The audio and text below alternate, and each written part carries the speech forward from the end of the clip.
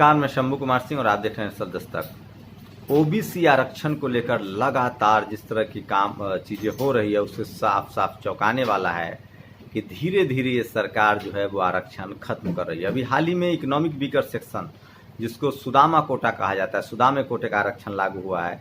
Delhi university में अभी दाखिले का प्रोसेस चल रहा है। आज वहाँ छात्रों ने प्रोटेस्ट किया है, जिसमें कुछ छात्रों को हिरासत में लिया गया। दरअसल लॉकडाउन के बहाने दो चीज हो रहा है, एक तो आरक्षण को खत्म किया जा रहा है और दूसरा जो है प्राइवेटाइज किया जा रहा है, और तीसरा जो ओबीसी के लोग हैं उनको किस तरह से सताया जा रहा है वो भी देखिए। तो पहले इस पर बताएंगे कि किस तरह से ओबीसी आरक्षण को लगभग खत्म कर दिया गया है और जनरल कैटेगरी में डाल दिया गया है। लेकिन उससे पहले ऑनलाइन एग्जाम के बारे में बताते हैं। ऑनलाइन एग्जाम की कोशिश हो रही है। अब सोचिए, इस देश में ऐसे घर के बच्चे जिनके पास कंप्यूटर नहीं है, लैपटॉप नहीं है, मोबाइल नहीं है, जो किसी भी तरह से गुजारा करके पढ़ाई लिखाई कर रहे थे, वो कैसे ऑनलाइन एग्जाम दे पाएंगे? क्या ये सरकार सबके घर में कंप्यूटर और इंटरनेट का इंतजाम करवा देगी?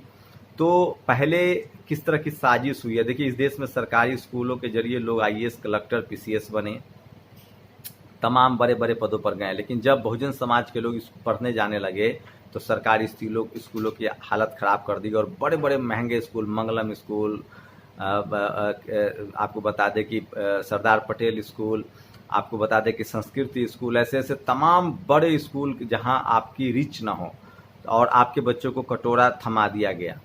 तो सरकारी स्कूल को एकदम से कमज़ोर कर दिया गया, जैसे सरकारी अस्पताल को कमज़ोर किया गया। आप सोचिए कि जो सरकारी स्कूल में आज स्थिति ये हो गई है कि अगर आपकी शुरुआती पढ़ाई सरकारी स्कूल में होगी तो बाकी की पढ़ाई आपको रिक्शा ठेला चलाना पड़ेगा, क्योंकि बाकी जो सरकारी आईआईटी, आईआईएम है उस लायक आप नहीं बन पाएंगे। जो बड़े इंस्टीट्यूट होते हैं सरकारी, मतलब जो बच्चा शुरुआत में प्राइवेट स्कूल में पढ़ रहा है वो ग्रेजुएशन के बाद सरकारी स्कूल के मजे ले रहा है, सरकारी कॉलेज यूनिवर्सिटी के, आईआईटी, आईआईएम, तमाम जहाँ से बड़ी डिग्रियाँ मिलती है।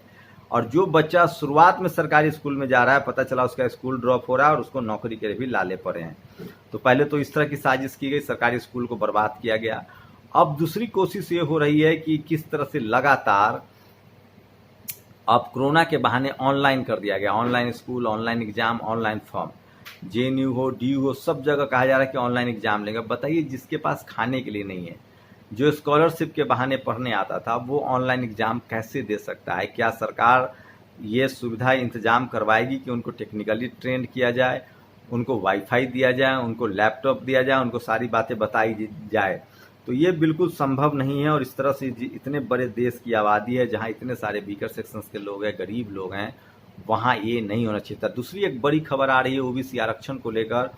सोचिए कि 8 लाख रुपए से ज़्यादा आमदनी जिनकी है, कम आमदनी है, 8 लाख की आमदनी तक के लोगों को इकोनॉमिक वीकर सेक्शन में रखा गया था। उनसे 300 रुपये लिए जा रहे हैं।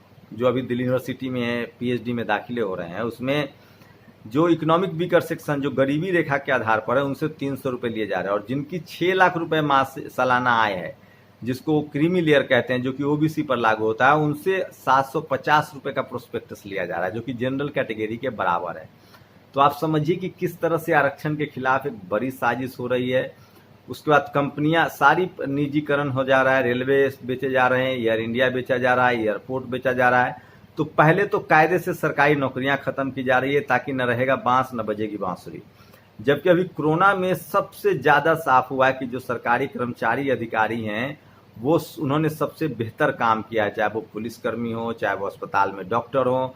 जो एससी एसटी ओबीसी के डॉक्टर हैं, चूंकि वो उनके पास पूंजी नहीं होता है, जमीन जायदाद नहीं होता है, तो वो सरकारी नौकरियां करते हैं, क्योंकि वो प्राइवेट क्लिनिक नहीं खोल सकते हैं।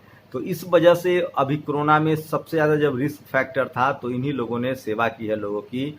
और इसीलिए मैं कह रहा हूँ, इस देश में सबसे बड़ा जो इकोनॉमिकल इंस्टीट्यूशन है एलआईसी, उसमें एससी एसटी ओबीसी माइनॉरिटी की बहुत शानदार भागीदारी है। केपी चौधरी, जो कि एससी एसटी ओबीसी के एसोसिएशन के परिसंघ के महासंघ के महासचिव हैं, केंद्रीय महासचिव हैं, उन्होंने कई बार बताया कि डाइवर्सिटी की वजह से एलआईसी ने सबसे बेहतर काम किया। अब तो खबर ये भी आ रही है कि एलआईसी में भी जो पब्लिक पैसा है, जो प्राइवेट सेक्टर का पैसा है, वो भी लाने की कोशिश हो रही है।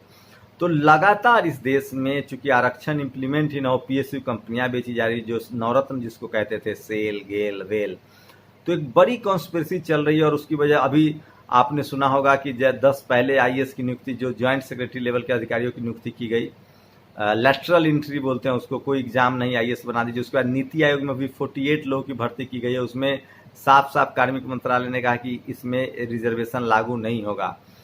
तो कॉलेज यूनिवर्सिटी में जो ओबीसी के लोग हैं उनको रियायत नहीं दी जा रही है, बहुत पैसे लिए जा रहे हैं, जनरल कैटेगरी के बराबर पैसे लिए जा रहे हैं।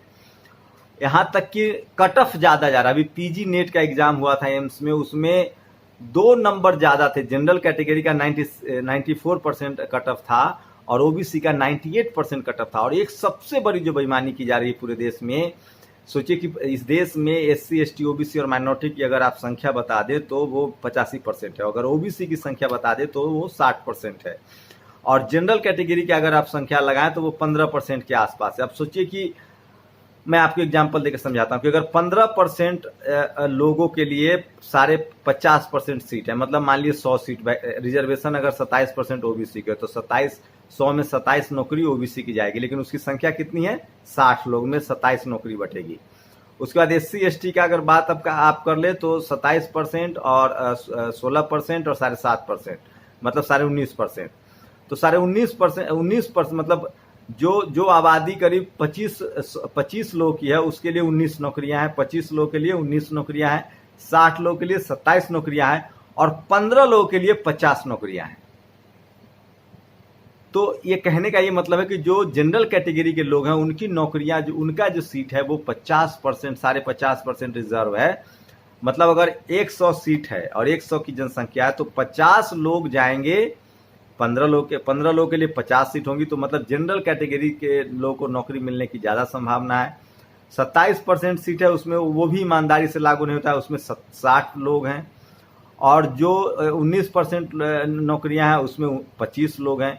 तो इस तरह से एससी, एसटी, ओबीसी, माइनॉरिटी के लिए, सिर्फ माइनॉरिटी में भी चूंकि मुस्लिम समाज में जो पसमानदा मुसलमान है उनके लिए आरक्षण की व्यवस्था ओबीसी कैटेगरी में, तो समझिए 60%, मतलब 100 में 60 लोगों के लिए सिर्फ 27 सीटें छोड़ी जा रही है।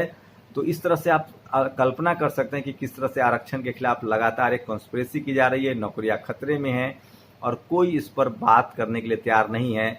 बस चुनाव के समय इस तरह की बात हो रही है, लेकिन मुझे लगता है कि जो एससी, एसटी, ओबीसी, माइनॉरिटी के नेता हैं उनको इन सब मसलों पर ध्यान देना चाहिए। सुब्रमण्यम स्वामी जो बीजेपी के सांसद, उन्होंने एक बात कही थी कि हम आरक्षण को इस तरह से हालत कर देंगे कि वो रहे ना रहे कोई फर्क नहीं पड़ता है। तो मुझे लगता है कि इस देश में पॉलिटिकल आरक्षण भी अब खत्म हो जाना चाहिए जो एससी, एसटी के लोगों को है, और जिस दिन ये खत्म हो गया ये देश और बेहतर हो जाएगा।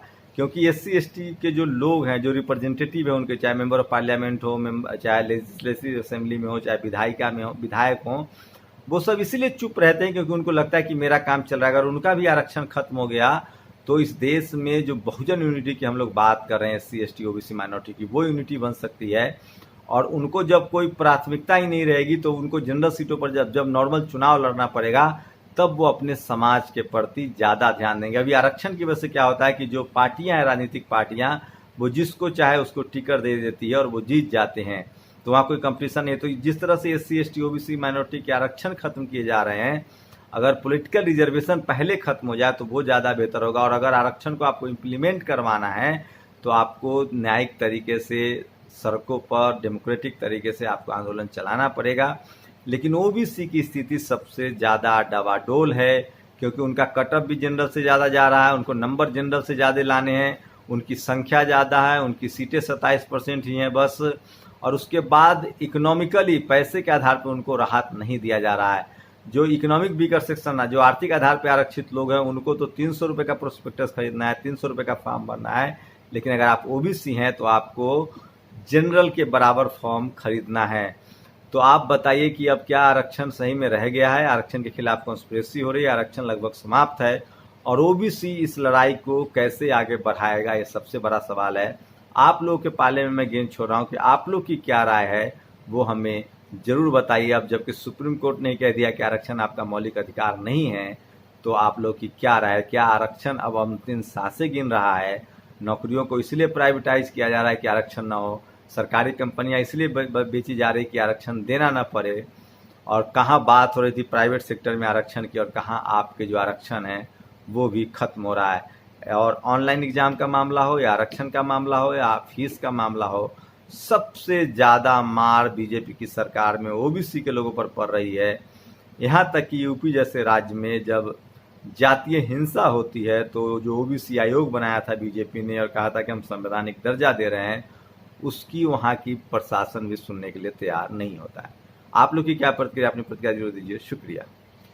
नेशनल दस्तक की आपसे गुजारिश है कि अगर इसको बचाना चाहते हैं तो नेशनल दस्तक को सब्सक्राइब करने के लिए रेड कलर के सब्सक्राइब बटन को दबाएं, फिर बेल आइकन की घंटी दबाएं। नेशनल दस्तक को बचाने के लिए बहुत जरूरी है कि हर खबर को शेयर करें, लाइक करें, कमेंट जरूर करें।